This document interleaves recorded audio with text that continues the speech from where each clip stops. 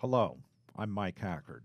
I'm the chair of Hackard Law, a law firm focusing on estate trust and elder financial abuse litigation in California's major urban areas. This is Hackard Law's podcast. It starts here.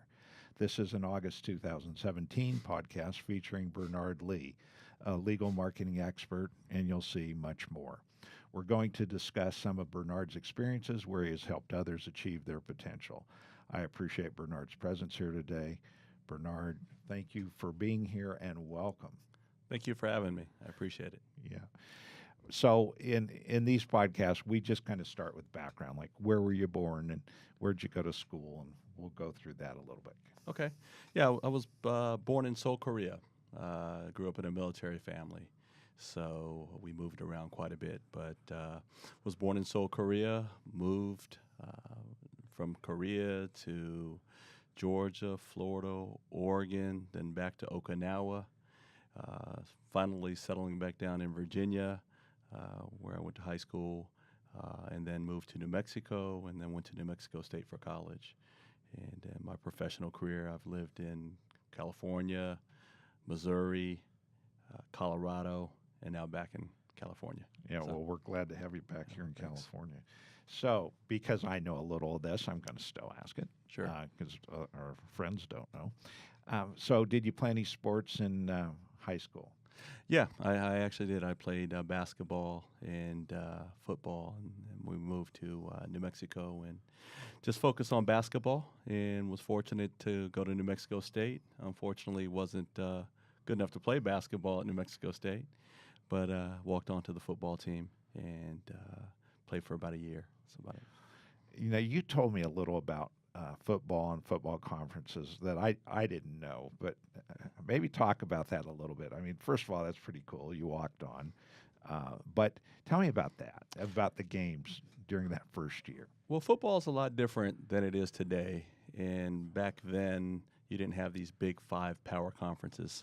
So we used to be in what was called the PC2A conference, which basically Long Beach State, Pacific, schools like that. It's changed a lot, but what still has never changed is you have these body bag games where if you were in one of those lower conferences, you know, you were the home opener for a major college, or you were their homecoming game, right? So these would be what you see on TV today, which might be a blowout game, or, you know, they're just tougher. Sometimes the underdog wins, but for the most part, the school is going and they're going to play this major team, and you get a big payout, bigger than you normally would get. So you might get, let's just say, $1 million, but that's pretty big for a small school like New Mexico State, or you know, any of these schools today that are locked out the Power 5. So, but yeah, pretty brutal. I mean, you're going to hopefully not get too many players injured, but common practice is what happened. So that's an interesting phrase, body bag game. Yeah. I guess I can imagine where that comes from. Yeah, a lot of injuries. You know, I mean, you're playing against, you know, in football, it's a little different. One of the things that I don't think most people understand is, you know, the size of your O-line or defensive line really matters. And if you're playing against another team and they have people who are 340 and your D-line is 280, then good luck with that, right? And so that's going to lead to a lot more injuries too. So, but yeah, you know, obviously very interesting, a lot of fun. Yeah. So after college, where'd you go? After college, I took a job with a pharmaceutical company, Merck. As a matter of fact, I see they're in the news today because something the CEO did. He withdrew, so it's a little political issue. But I took a job with Merck Sharp and Dome. I worked for them for quite a while in Southern California. They moved me from there to Missouri, and I left there and took a job with a guy who actually owns the Baltimore Ravens today, Stephen Bisciotti. It was a technical solutions company. So I enjoyed that for a while, and wound up back in California. And then I've had kind of a varied history. One of the things that you know, but I worked for a distressed asset hedge fund where we raised a lot of money, quite a bit of money from a foreign dignitary who is deceased because you know, some of their policies. But we raised some money from Libya, and most people who are familiar with current events, you know, kind of understand kind of where that went for Gaddafi. So. Yeah, but let's talk about that a little, because most people would have never experienced some of the things you experienced there. So tell me about that a little. Well, it's really interesting because you grow up and you never think these things are going to impact your life in a way that you just can't see yourself relating to. And most people aren't going to be familiar with, but I think there was a Lockerbie bomb that happened way back in 1978 or somewhere around there. But essentially, that regime was accused of state sponsor of terrorism. They were removed from that list in 2002. And so we were able to work with and go in and try to raise capital for this program to buy assets in a public-private partnership with the government. But that all changed when they had their internal civil war there in Libya. But it was nevertheless interesting dealing with Gaddafi and his sons, and that's not an experience that I think most people would probably run against. And So did you something I actually never thought. Did you actually meet him? Yeah, we work with him, his sons, but very private. You have to deal with a lot of back channels in that type of environment. And I think just a tidbit on him, I don't think most people understand that he had an all-female bodyguard. So that's who protected him. He had an all-female bodyguard. And pretty interesting. But you're working through a lot of intermediaries, back channels, until you actually have the ability to sit down face-to-face. But obviously at the time we had to get clearance from the government and things of that nature to work with that. But pretty interesting, kind of a sad ending. But it impacted us financially too, because otherwise I'm not sure I'm sitting here, with the type of capital and that type of program. It's probably a lot different now. So you're talking about monopoly money. Yeah, a lot of money. Yeah. So you had this football experience, and you've had more than one football experience, but there's another one that I think is pretty cool, where you did some coaching. Can you tell me about that? Yeah, I was pretty fortunate when I first moved to Southern California. I wound up coaching and just volunteering. There's a guy, was a friend of mine in Huntington Beach. He owns, if you're ever there, he owns this bar called Hurricanes. But he asked me to come out and watch, and I did one day, and then wound up being an assistant coach. The next year, his son didn't move up, but the parents wanted me to coach, and they're all kids 10 years old to 13 years old. And the year before I got there, they got beat by everyone. And we kind of had a Disney movie ending, because essentially we were playing a lot of schools and kids from areas that weren't quite like Newport Beach. And so many of the kids that I coached, they would get a little intimidated going into some of the rougher areas in LA and stuff. But we were pretty fortunate. We lost the first game. That was my fault. We were up by about 18 with 2 minutes to go.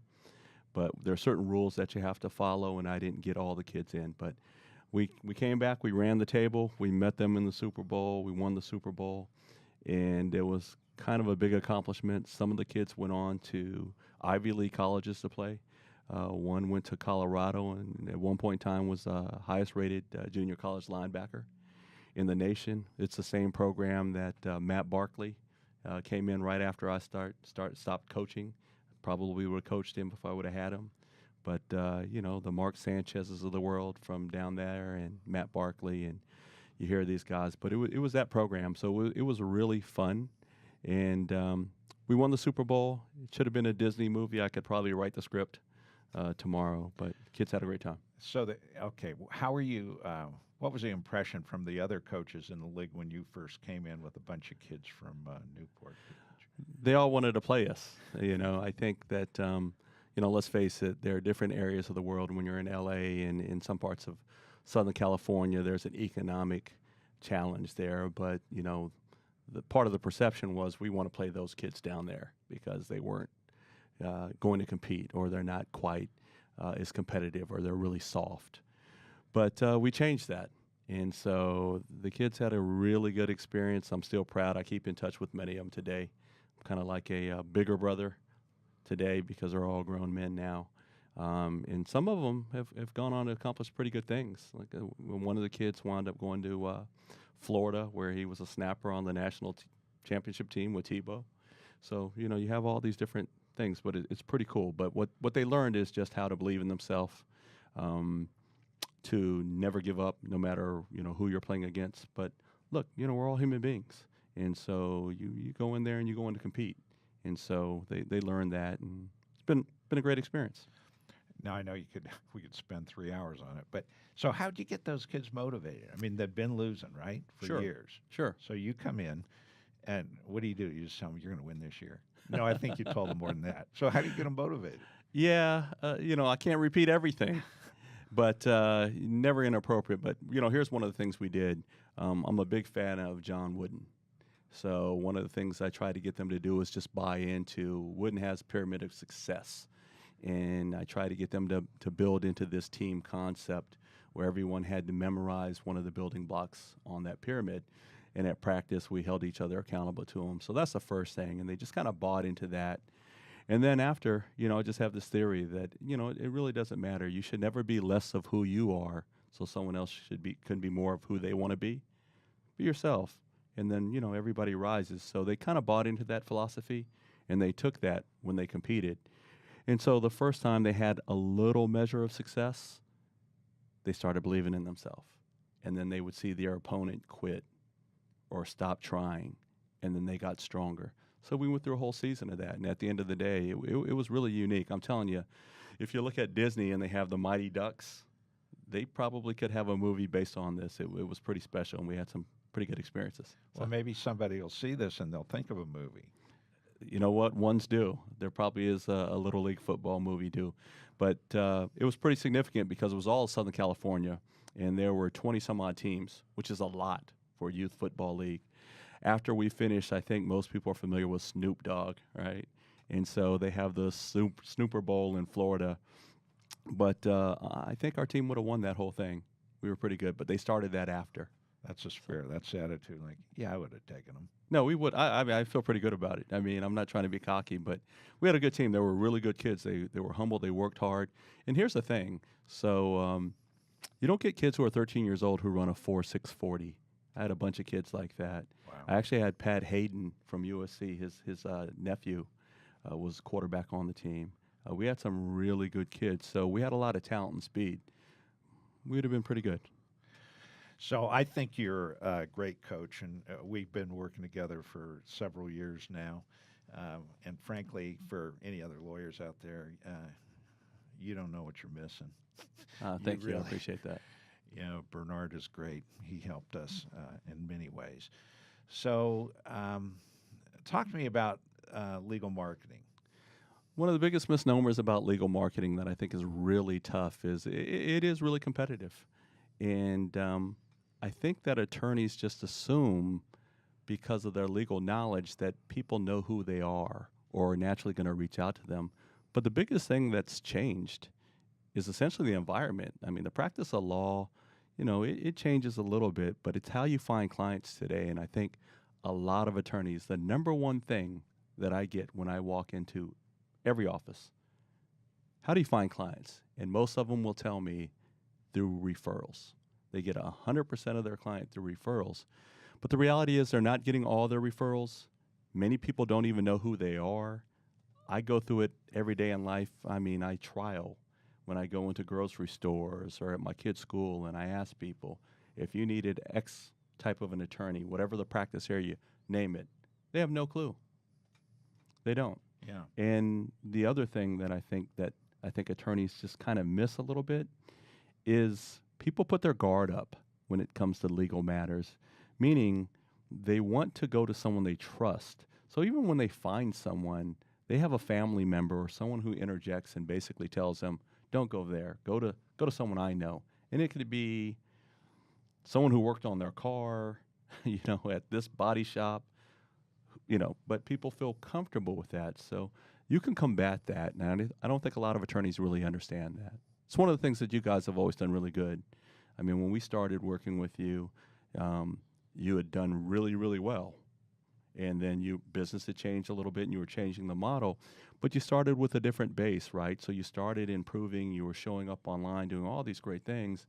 And now, I mean, you're just blowing the doors out of it in terms of everything you're doing. But I think that's really good for the legal consumer because most people don't get to find people like you, and you're doing everything that you can to expose yourself so they do find you. And for those clients who get you, they're in great hands. Oh, So, well, thank you. you're welcome. Thank you. It's a little bit like, I think, I don't know whether people know more about, like, when seeking out doctors. For example, would you go to a general practitioner when you need a neurosurgeon? And for the most part, there are so many, not even calling them specialties, but so many areas of law with people having more experience in one area than another. And that's maybe what legal marketing allows people to do, is to talk about their experience. And I know how you help in that. And there are a lot of there are 200,000 lawyers in California, Sure. and you serve a lot of lawyers in Northern California. Sure. And so I don't know. There's an art to listening, just like today. I want to listen to you as I have listened and learn. So what else would you tell people that are seeking out lawyers? Okay, go ahead. Sure. One of the things that I would tell them is, look, when you're looking for an attorney, you want the best that you can get, but all attorneys aren't the same. And I think that you have to look beyond just the word attorney. Someone might specialize in family law or probate and estate or personal injury law, but I think most consumers just think an attorney can handle all of those areas. Whereas you really want someone who's really specific at what they do, who understands that and practices it and is known in the community for that. And I think that's where a lot of consumers kind of miss the boat. They just think just because someone's an attorney, they're all knowing, and that's not true. I mean, there are people that specialize in very specific practice areas, like you guys do. You guys handle very complex, probate and estate issues. You handle a lot of different issues, but you handle issues that not everyone who can handle a trust or a will is going to be cut out for. But I think if you went to the average consumer, they're probably thinking it's all the same. And even scarier today is, I think consumers will look at DIY type situations where they're doing it themselves. They think they can go onto, a website and get all this information. Now, you want an expert, and you might pay a little bit, but what you get in return is going to be far greater. And especially, you don't want to play when it comes to the area for what you do. You want to protect your family, and people, don't really get that. And I think consumers kind of come into this and they think that they can figure it out. Most people probably don't even have a trust, a will, or know even how to protect their assets. But you want an expert, and that's one of the things that you've done really, really well. I see this in other areas. I'll give an example. Recently had a family member who had something very tragic happen in their life, and they lost a loved one. And they just went to a common attorney. They're already behind the game. If we're talking about competing, they're already behind the game when they go up against a major insurance carrier who's defending their client who has been wrong in a wrongful death situation. They need someone who is very good at what they do, who goes to litigation. They don't get it, and I think that's where maybe attorneys also miss the boat too. They have to provide that information as a resource so that when people do look for them, they're finding them where they look.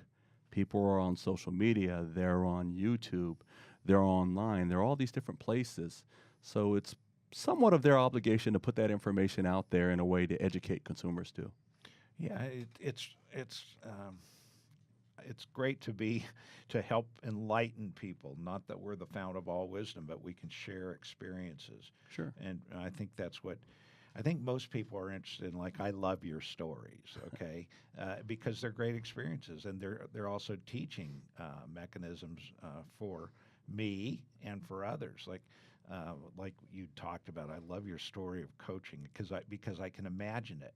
And these other coaches, looking at you and your Newport Beach team and thinking, hey, bring them on, Sure. And you brought them on. And you taught them a little. It was fun. It was there was a lot of self-gratification in there. I'm not going to lie. I could go back at home and we had a coaches meeting for those things, and I remember every single coach, who literally basically said they wanted to play us. And you want to be a good sport, but afterwards, you shake their hand, but in the back of my head, I always wanted to ask the question, are you glad you played us? You got what you wanted. So You took them to school. yeah, but in terms of it's I feel the same way about the clients that work with us, Yeah. right? So, if they entrust Thomson Reuters to go out there and find clients for them, it bothers me if it doesn't work. I want to find a solution. It's no different than when I was coaching. If we were running plays that weren't working, I stayed up late at night trying to figure out how do we fix this? What's going to work? And so it's no different. But yeah, at the end of the day, so I've had some really unique experiences with people and blessed to coach people, and so it's been really fun. Well, fabulous. Well, I thank you for being here, and I'd love to have you back again. There are so many things I think that you can help, and I hope, just to be true, I hope some of my competition realizes your talent. There's plenty of room for competition here. So thanks, Bernard. And now I want to do my own little plug here as to what we've done. And I want to let our viewers know that I recently wrote a book that's coming out in autumn of this year, and it's called The Wolf at the Door, and Undue Influence and Elder Financial Abuse. And if anyone would like a free copy of that, just a free digital copy, I'll be happy to do that once the book comes out. Just email us at hackard@hackardlaw.com. So once again, Bernard, thank you. Thank you. Appreciate it.